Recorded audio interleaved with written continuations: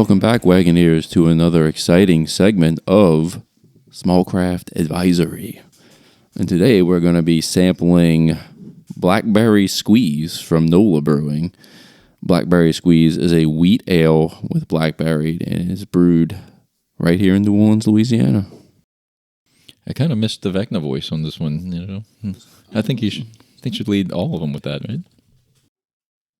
We'll see how that goes. A little bit at a time, guys. Come on. Blackberry does have a very purple and Blackberry Squeeze. Or not. I was going to say this beer does look like it could be from the upside down, the way the can looks and the colors and everything. All right, so I guess before we taste it, we can we're drinking out of clear cups today, so we can actually really examine the full color of it. It's got definitely has a little bit of a purple haze look to it. It does.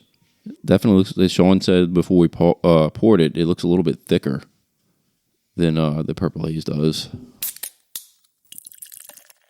It definitely does. It does look thick. It's got like almost like a, I guess it makes sense because it's a blueberry beer. It's got like a fruity tinge to it, a lot like a Purple Haze. Definitely looks thick in the glass. You can definitely smell the fruit a little more than Purple Haze, though.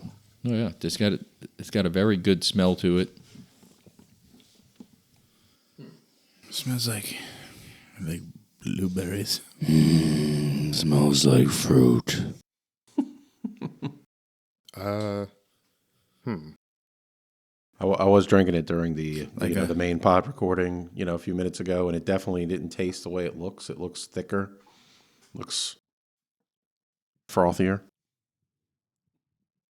walrus. The color looks right. It looks like Purple Haze, kind of does, and so it makes sense. For wheat, I'm surprised. Usually a wheat ale is usually lighter, in color and thinner looking. But I don't know, maybe because of the blackberry. A Blue Moon's technically wheat, but it has a Blue Moon-ish color to it. It does. It's a little darker than Blue Moon, but yeah. So here's my take. My take initially is it goes in like a sour. It hits your palate very sour. We know we're split at this table as far as 2 to 3 on who likes sours and who doesn't. I'm not, and I'm one of the two that doesn't. And I will say that when it goes in, it's not my favorite because of the sour hit. But I do think it leaves a pretty good aftertaste compared to the way it goes in.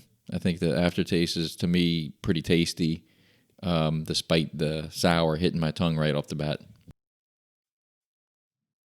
Yeah, it's definitely not. It doesn't call itself a sour. Would you really call this a sour? It is. No, it said it's a wheat ale. Right, it's wheat ale. It just hits very sour. I find it not as I've had some sours where I'm making the sour face and tangy as shit. But, I see personally, I see what Travis is talking about. I've really felt the same way. My first sip,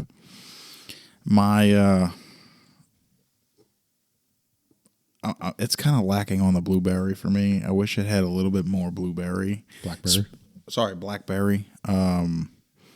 Especially when you're calling it a blackberry squeeze, you would think it'd be very, very heavy on blackberry. It does taste like just a fruited wheat beer I've had before. But if you took a sip without knowing what it was called, I wouldn't say, oh, that's definitely blackberry. It really stands out as a blackberry flavor. Travis, when you said that it comes off at the first sip like a sour, I didn't get that at my first go round.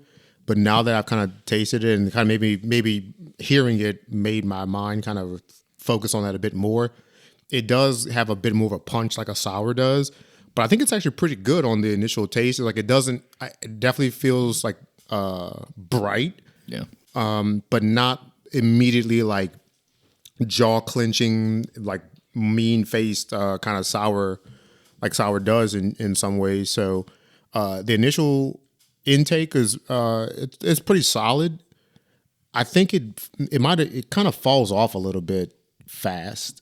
I don't get a ton of blackberry, but I'm okay with beers not being super prominent on that primary note or flavor. because it can be too much in a beer.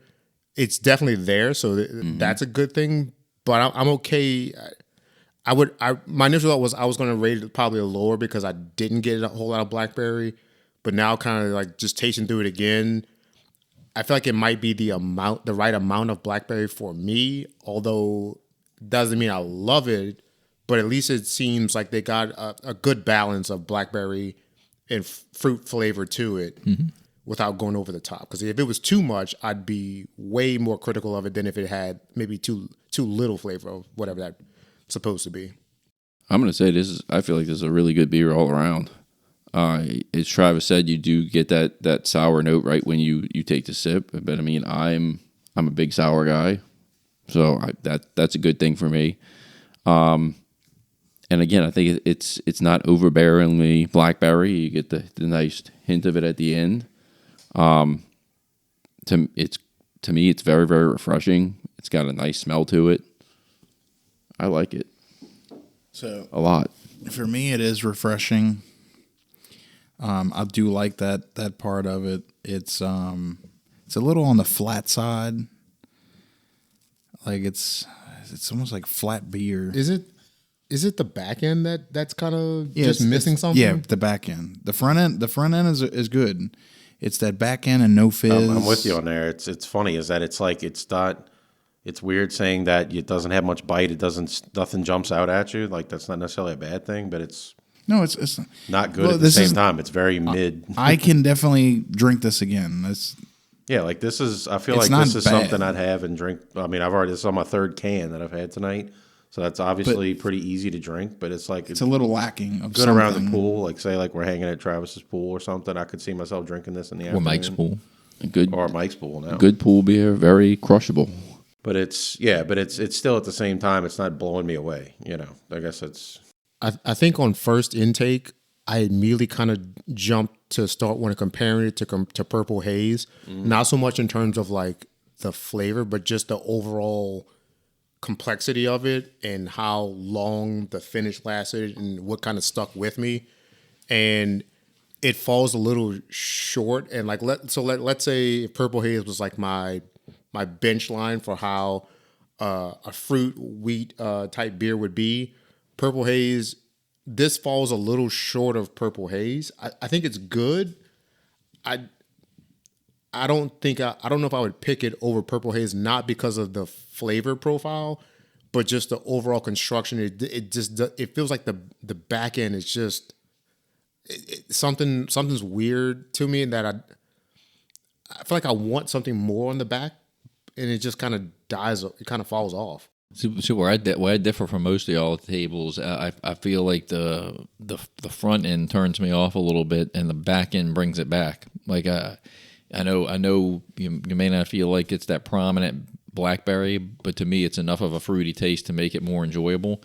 I could probably drink a pint of this at the bar and be perfectly fine with it, but I probably wouldn't order another one nor go seek a 6-pack, but it's a good enough beer. It's a definitely good middle ground where it's not as like for people that don't like sours would not, would like it, but not, and then people that, I don't know, not hate it. I think it could stay another few more days fermenting. I think it's a little on the flat side. This may be a very, very odd assessment, but the back end taste, Travis knows what I'm talking about here. If you remember when the ice cream truck used to pass,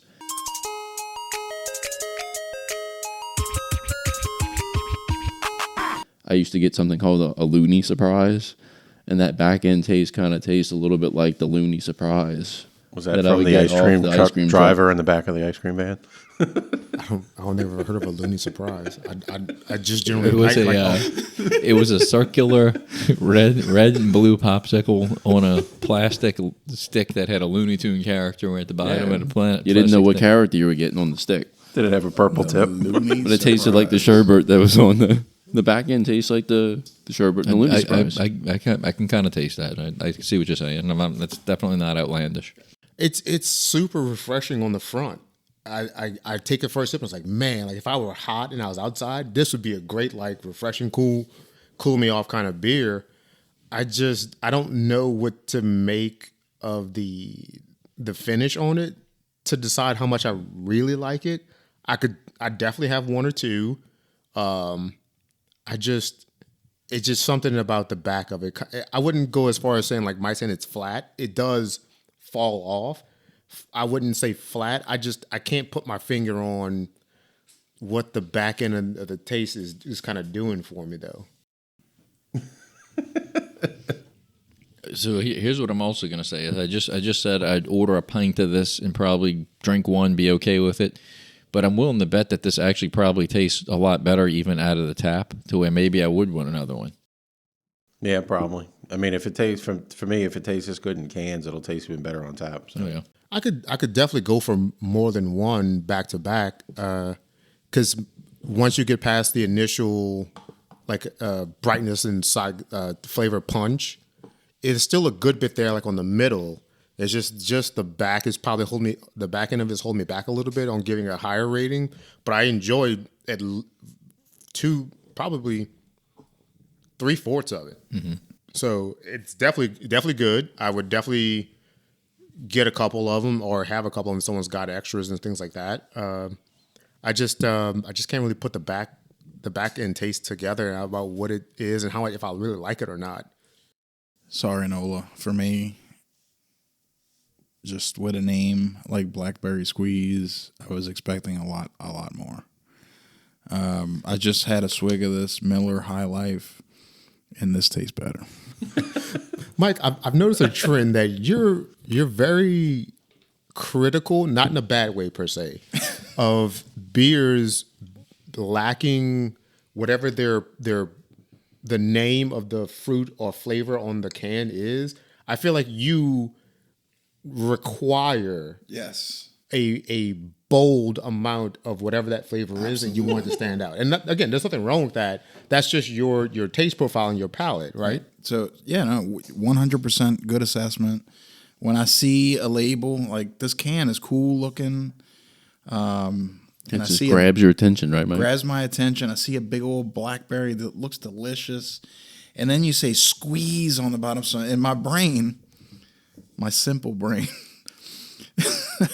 I'm envisioning somebody squeezing some blackberries, a burst of blackberry flavor. You want this delicious beer that. So are you envisioning some guys like stepping on some blackberries and then you pouring it into your cup? You want this can to squeeze your blackberries. Possibly.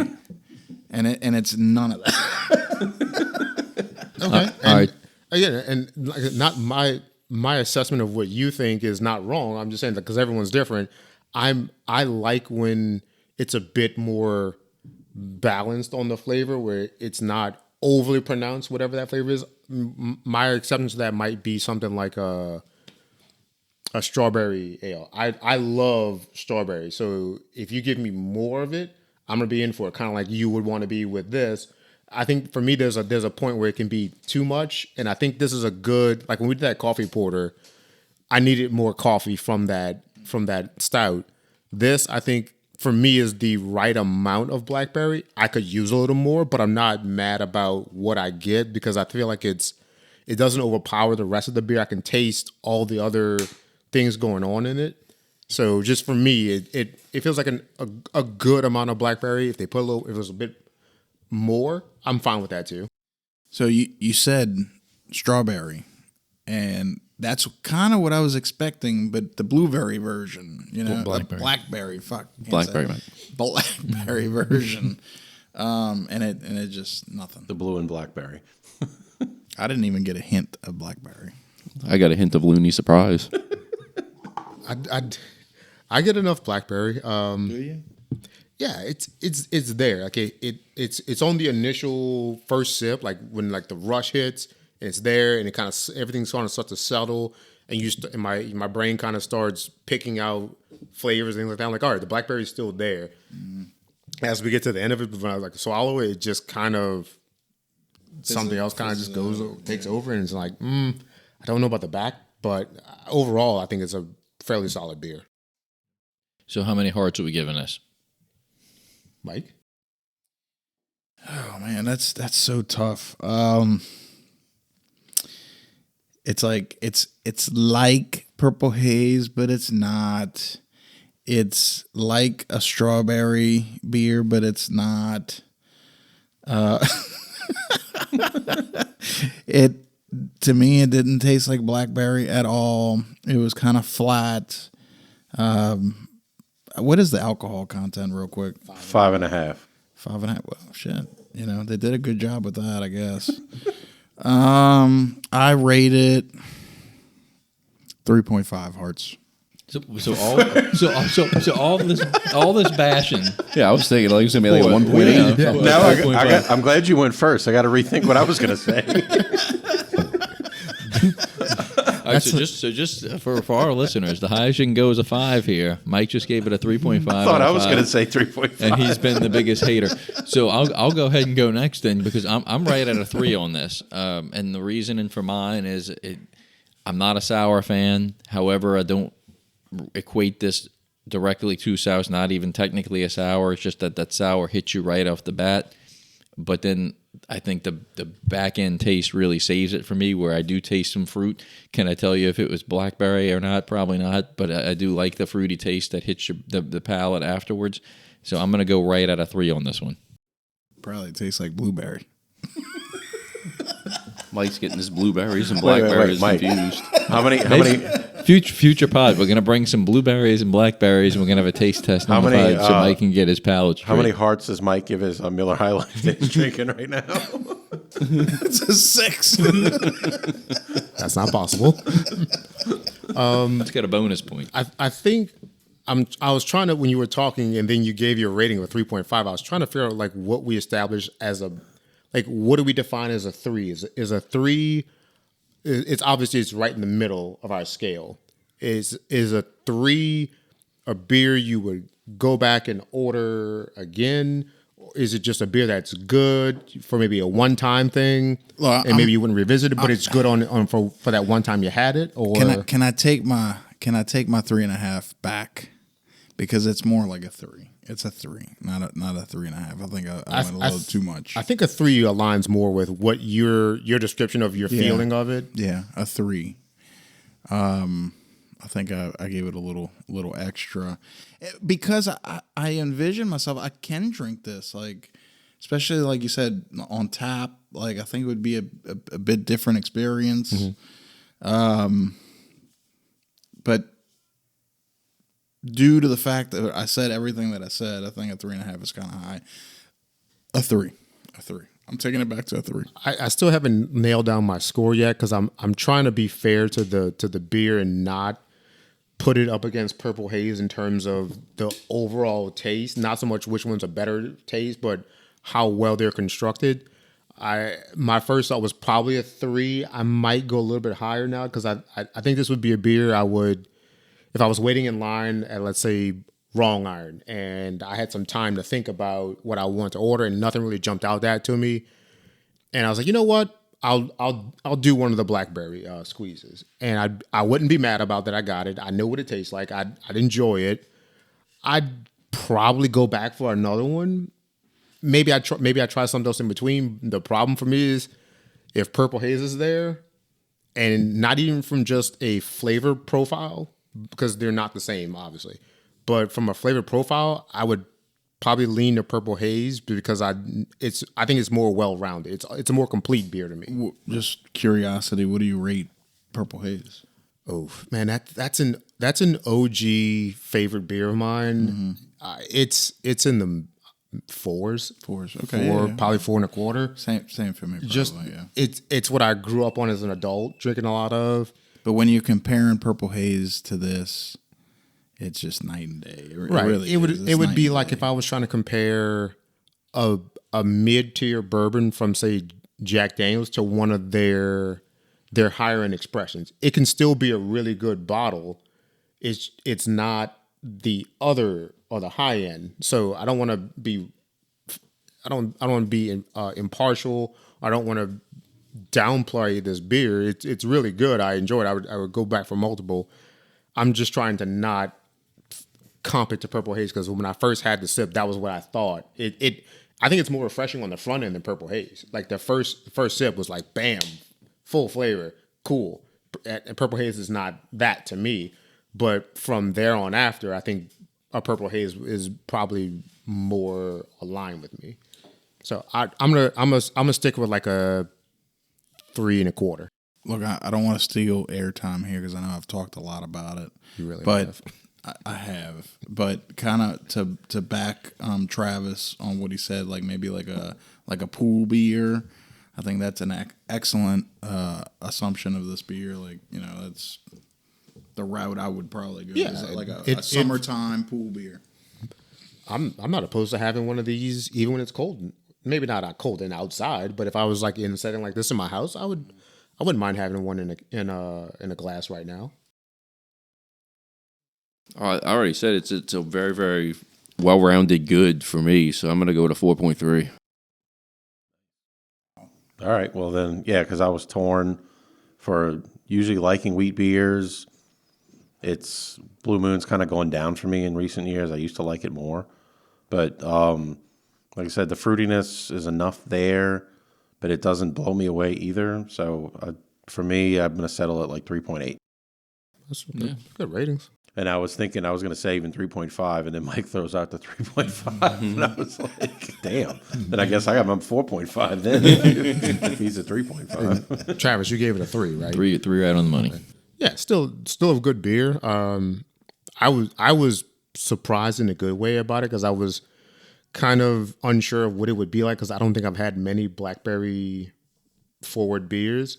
It delivered on enough to me to be really rated well. I could, again, like I said, I could use a little more blackberry, like you said. I wouldn't be opposed to that. But as is, I'm okay with it. I get what it is. I understand it. I could go for another one at some point. So, but I think it all kind of depends on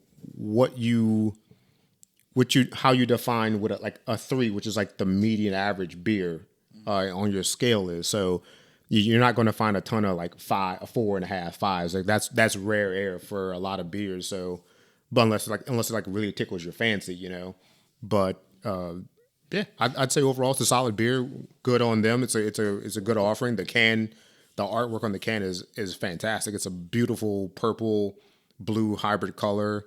It kind of reminds me of like the Hornets. Mm-hmm. I immediately thought of the Charlotte Hornets or the New Orleans Hornets. Purple when and I saw teal, the yeah. can. So that kind of maybe pulls to me a little bit. But yeah, it's a beautiful can. Well done overall by NOLA Brewing. Look, we're big fans of NOLA in general, so it's definitely not a knock on. I was going to say, honestly, I haven't had one from NOLA in a while that I was really, high on that I remember too well. Do they do a lot of fruit beers or did you know of? Or I don't think they do. I don't know. I'm just thinking of like NOLA Blondes. I can't remember. Well, Todd will talk about the Tulane Green Wave lager that was made with banana. Yeah, that one did actually have banana peel in it. That one was hands down one of my favorite beers ever. I wish they would reproduce it. But they also have a really good one that's made with crab oil called Boil Advisory, which is kind of a sneaky little good beer. I've seen that before, haven't tried it, and everything I've had by NOLA, especially like the blonde. I think the blonde is such a very good, consistent, stable beer, and as a whole, as a brewery, I think they do a really good job of just turning out really good beer with character. That's not just say mass produced for just to say we have this beer or like that. So they do some creative things, and I think they're really good at what they do. This is probably a pretty good example, especially if they don't produce a ton of like fruit forward or based beers. As a matter of fact, the last time I went to NOLA, which was in October, I guess for Heather and I's anniversary, we went and we ended up bringing home a crawler of it was a strawberry pineapple blonde, and then it was like a limited time thing, but it was really good.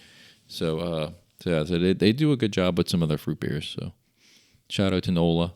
Again, even though we can, some at the table may have had a little bit of harsh reviews for this one. I mean, the ratings are, kind of speak for themselves between a 3.0 and a 4.3. Pretty solid ratings from the Wasted Wagons on the NOLA Blackberry Squeeze. Is there a site that, I know wine has like a rating type site. Is there a beer rating site? There's a couple sites like Untapped, or it's an app that you can go and you can do a check-in and you can leave your own review and rating on the beer, and it'll kind of make like an aggregate score of all the ratings they've gotten. We should definitely start incorporating that into the pod. That way we can see what everybody else thinks about it versus us. Yeah, or maybe just read in some of the reviews, like the scores that other people gave it, and see what they think about it. I have looked in that in the past because like they have that Vivino wine app that I used to use. That's what I was thinking. And I was like, they need something like this for beer, and I never really found one. Yeah, it's called Untapped. You can get it on like Untapped, Google or Apple Play Store. So that would be good. It also keeps track of the beers you've had, so you know what you've had. So you Right, can, like, that's what the wine app make your was, inventory and things like that. So I stopped using that because I don't drink wine like I used to, but I hit like 50 of them on there, last time I logged into that thing. Or you can just listen to the Wasted Wagons podcast and get your beer reviews on our small craft advisories. And on that solid piece of information and advice, Wagons out. Wagons Wagons out.